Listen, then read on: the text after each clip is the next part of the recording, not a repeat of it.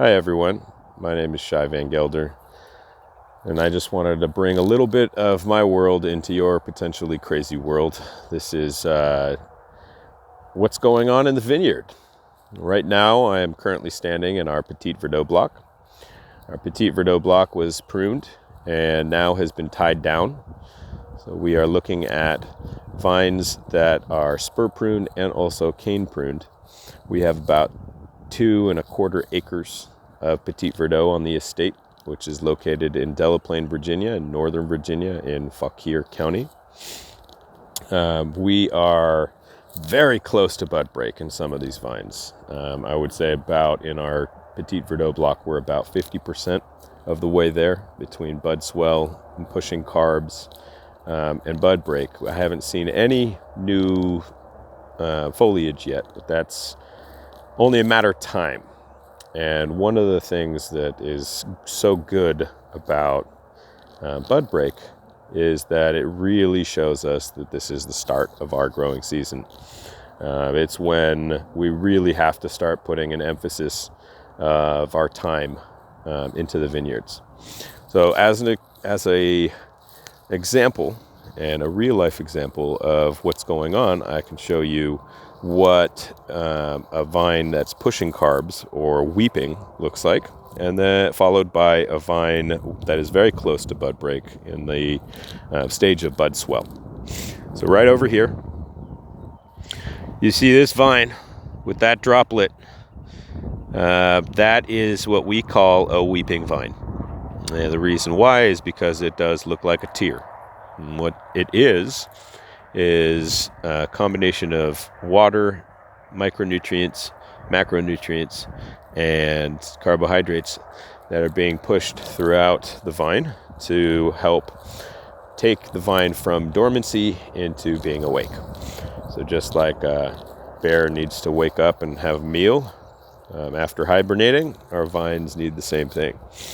Now, one of the things that is not necessarily unique to Petit Verdot, but is special about Petit Verdot is that every vine is very different. So I was just one vine away, and I have a weeping vine with very little bud swell, to one vine away with very nice bud swell.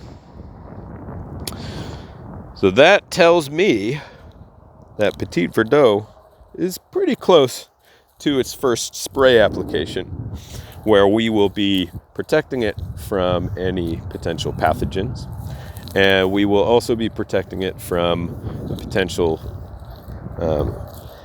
feast of flea beetle or climbing cutworm.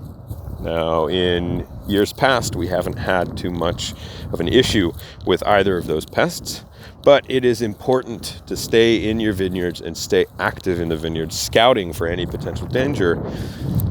So if you don't want to spray for those pests, you can be on top of it and be aware of your situation. Now, one of the things and nicest things about a vineyard at this time of year is not only can you see all the way through the rows, but we're also looking at some of our overwintered foliage. And this over here that we have growing in between nearly all of the rows, that's a little weed that's called henbit.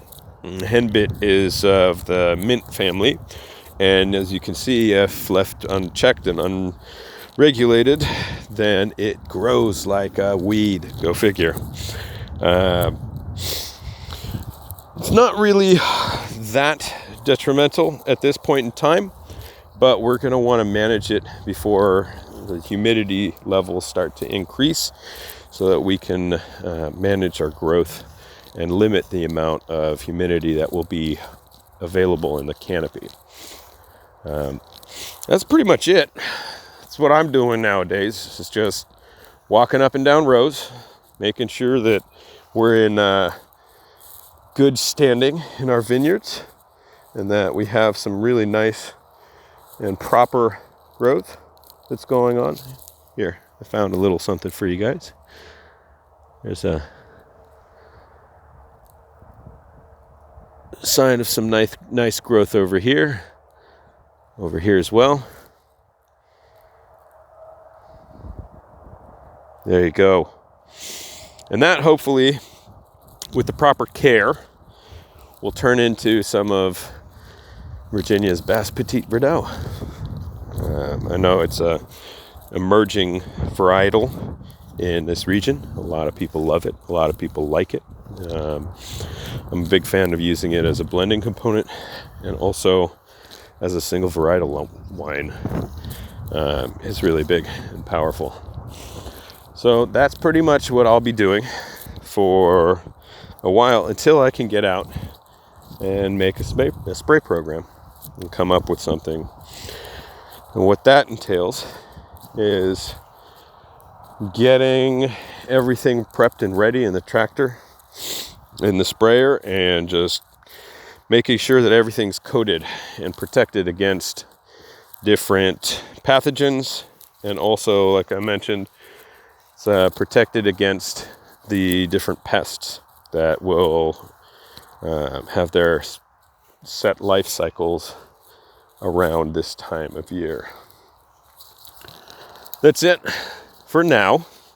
I hope to continue doing a few of these videos, showing you guys what's going on in our vineyards, and hopefully y'all can live a little vicariously through this. So sorry for taking up any more time than needed to be, but y'all have a great day. Stay safe.